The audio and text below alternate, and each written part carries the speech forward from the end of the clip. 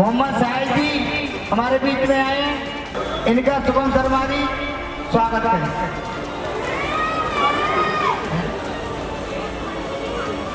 जोरदार तालियों से स्वागत किया गया।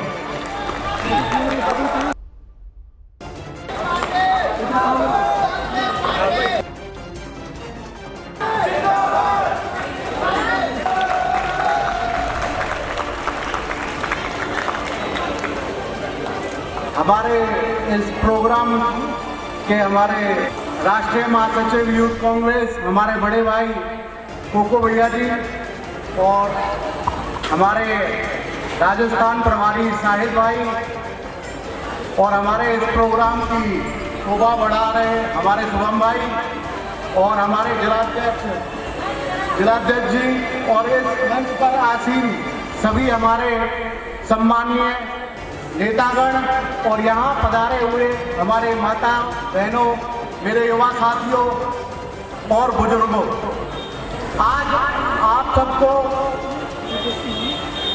देखकर मुझे इतनी खुशी हुई है, मैं क्या कहूँ कि आज इतने लोगों को इतना हमें देख के मान सम्मान मिल रहा है, उसके लिए हम आप सबका आभारी हैं। आज यूथ जोड़ो बूथ जोड़ो की बैठक में उपस्थित परम आदरणीय बड़े भाई भारतीय युवा कांग्रेस के राष्ट्रीय महासचिव और दिल्ली के प्रभारी जो छत्तीसगढ़ से आते हैं, मेरे भाई कोको पाड़ी जी, भारतीय युवा कांग्रेस के राष्ट्रीय समन्वयक मेरे भाई जो दिल्ली में पार्टी का और संगठन का प्रभार देख रहे हैं, मेरे भाई पुनीत जी। नमस्कार साथियों, मंच पर उपस्थित सभी पदाधिकारी और हमारे प्रभारी छत्तीसगढ़ से हमारे भैया कोको पाड़ी जी और हमारे भैया शाहिद भाई जी जो राजस्थान के प्रभारी हैं और हमारे सह प्रभारी विनीत जी और इस प्रोग्राम के निवेदक भाई शुभम शर्मा जी का बहुत। ये कोई बड़ा चुनाव नहीं है, आप चाहते हो आपकी जो परेशानी है उसको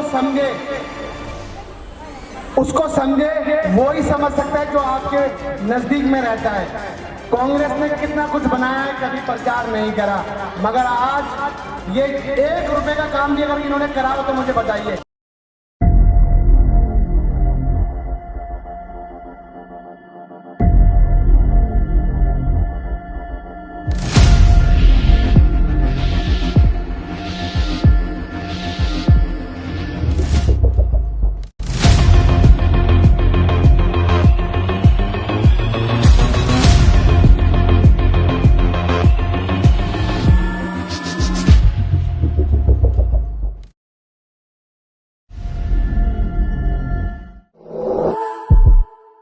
हम लोगों को ये देखना होगा कि कांग्रेस के साथ मिलकर हमें किस प्रकार से चलना है। हमें यह देखना होगा कि भाजपा और आम आदमी की सरकार को किस प्रकार से मिटाना है, यह हमें तय करना है।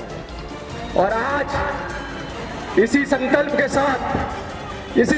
के साथ हमें आगे भी बढ़ना है कि जिन लोगों ने खोरी तोड़ा है, जिन लोगों ने बड़े बड़े आशियाने तोड़े हैं, जिन लोगों ने रेहड़ी पटरी वालों से उगाही करी है, जिन लोगों ने हम लोगों की गुंडे बुला कर पिटाई करी है, ये चीज आपको देखनी होगी। ये चीज यहाँ के लोगों को, संजय कॉलोनी के लोगों को, लाल कुआं, बेलाटपुर, तुतलकाबाद के लोगों को ये सोचना होगा और समझना होगा। हमारे जो लोगों ने काम किया है, उन काम से सारी चीजों में टैक्स लग रहे हैं, वहां से उनका वहां जा रहा है। तो क्या आप लोग खुश हैं इस बात से? आप अपने लिए लड़िए, आप लोग अपने लिए लड़िए, कांग्रेस को जिताएं और फिर से वही माहौल लेके आए जैसे चल रहा था। और इन चीजों को करने के लिए थोड़ा वक्त लगेगा, थोड़ा समय लगेगा। प्लीज आप लोग इसमें योगदान दें और दोबारा से कांग्रेस आने की प्रयास करें। एक दूसरे पर भारतीय जनता पार्टी और आम आदमी पार्टी आरोप लगाती है, लेकिन हमारा कहना यह है कि दिल्ली के अंदर केंद्र सरकार को भी अधिकार है और राज्य सरकार को भी अधिकार है। दोनों के अधिकारों से दिल्ली प्रदेश बटा हुआ है। दोनों मिलकर के दिल्ली के लोगों के हित में काम कर सकते थे, लेकिन नहीं। इन्हें राजनीति करने से फुर्सत नहीं है। इन्हें सड़क नाली साफ सफाई से मतलब नहीं है। इन्हें वृद्धों के पेंशन से मतलब नहीं है। इन्हें महिलाओं के पेंशन से मतलब नहीं है। इनको बच्चों के बेहतर भविष्य से मतलब नहीं है। इनको स्वास्थ्य सुविधा से मतलब नहीं है। प्रचार और प्रसार में पैसे फूंक करके मॉडल बनाने की बात पूरे देश में करते हैं, लेकिन मैंने जो दिल्ली के अंदर आने के बाद महसूस किया है कि दिल्ली के लोगों को सांस भी नहीं मिल रहा। दिल्ली के लोगों को प्रदूषित हवा का सामना करना पड़ रहा है। जैसे जीपी कह रहा था कि लोगों के लंग्स तक खराब हो जा रहे हैं। बच्चों का क्या हो, बूढ़ों का क्या हो, जवान लोगों का क्या हो। जब हम प्रदूषित हवा को ठीक नहीं कर पा रहे, जब हम कचरों की सफाई नहीं कर पा रहे, जब हम नाली का रखरखाव नहीं कर पा रहे, जब हम सड़कें नहीं बना पा रहे, तो आप किस बात की है सरकार में?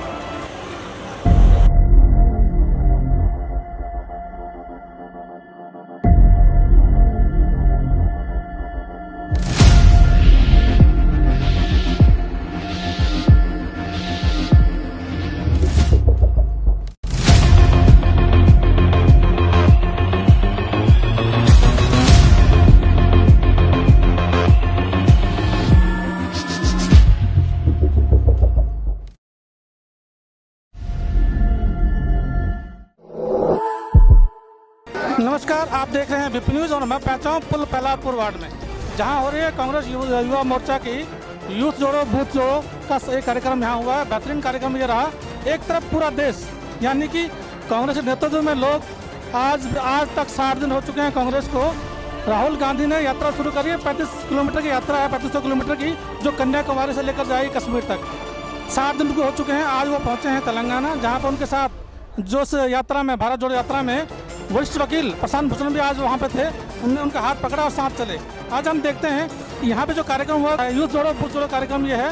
और हमारे साथ हैं राष्ट्रीय कांग्रेस के युवा राष्ट्रीय कांग्रेस के महासचिव कोको पहाड़ी जी। उनसे बात करते हैं कार्यक्रम के बारे में, कैसा कार्यक्रम रहा।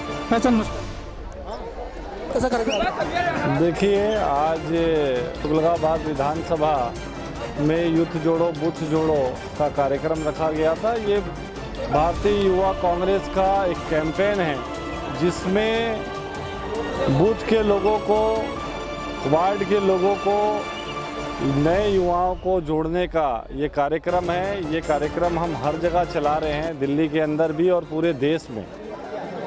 दिल्ली के अंदर अब एमसीडी चुनाव भी आ गए हैं, उसको लेके भी हमारी तैयारियां चालू हैं। और लगातार केंद्र की सरकार और राज्य की सरकार, आम आदमी पार्टी की सरकार और भारतीय जनता पार्टी की सरकार ने जिस तरह से दिल्ली की जनता को ठगा है, उनके अधिकारों से उन्हें दूर रखा है, वंचित रखा है, वो कांग्रेस पार्टी जो दिल्ली प्रदेश को बनाने में शीला दीक्षित जी के नेतृत्व में मेहनत की और दिल्ली को बहुत आगे ले गई, उस स्वर्णिम काल को याद दिलाते हुए दिल्ली की जनता से वापस वही समर्थन मांग रहे हैं कि आम आदमी पार्टी और भारतीय जनता पार्टी के झूठ का पर्दा उठ चुका है।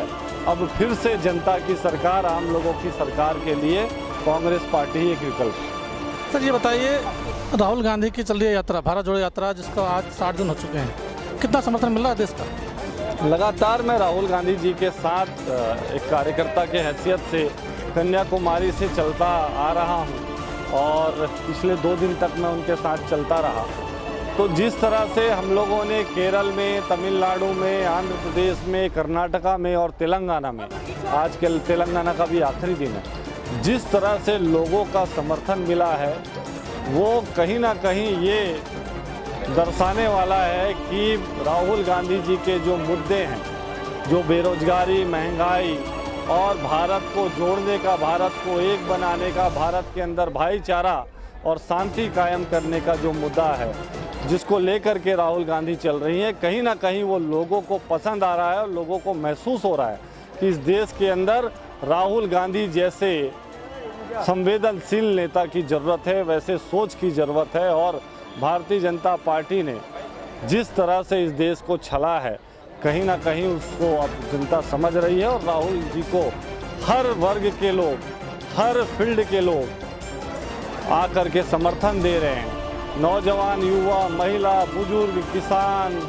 व्यापारी, सारे लोग राहुल जी को समर्थन दे रहे हैं और राहुल जी के साथ कदम से कदम मिलाकर चल रहे हैं। एक क्वेश्चन आपसे है, हिमाचल चुनाव को लेकर है। आज घोषणा की है भाजपा ने, अपना घोषणा पत्र लाई है, उसमें सरकारी नौकरी में 33% आरक्षण मिलेगा महिलाओं को, इसके लिए क्या कहेंगे? निश्चित रूप से भाजपा डरी हुई है। जिस तरह से कांग्रेस पार्टी की घोषणा पत्र और कांग्रेस पार्टी ने लोगों के साथ जो वायदा हर प्रदेश में किया, जहां कांग्रेस की सरकार है, उसे पूरा भी किया, चाहे छत्तीसगढ़ हो, चाहे कम समय के लिए मध्य प्रदेश हो, वहाँ भी, चाहे राजस्थान हो। और जिस तरह से हम लोगों ने गुजरात और हिमाचल में वायदे लेकर लोगों के सामने आए हैं, तो भाजपा हिमाचल प्रदेश में डरी हुई है और कहीं ना कहीं वो जल्दबाजी में वही कर रही है जिस तरह से उन्होंने 15 लाख रुपए लोगों के खाते में लाने की बात कही थी, जिस तरह से 2 करोड़ लोगों को रोजगार देने का बात कहा था, जिस तरह से पेट्रोल डीजल के दाम कम कर देंगे कहा था, जिस तरह से महंगाई को ख़त्म कर देंगे कहा था, उसी तरह से फिर गलती कर रही है। क्योंकि उनके मन में कभी भी जनता के हित में काम करना नहीं है, उनके मन में सिर्फ और सिर्फ ये रहता है कि हम सत्ता में कैसे काबिज हों और सत्ता का सुख कैसे भोगें। आखिरी क्वेश्चन आपसे, दिल्ली चुनाव, निगम चुनाव दिसंबर में 4 दिसंबर को तय है, 7 को उसका परिणाम घोषित होंगे। ये बताइए कांग्रेस की तैयारी कितनी है दिल्ली के अंदर?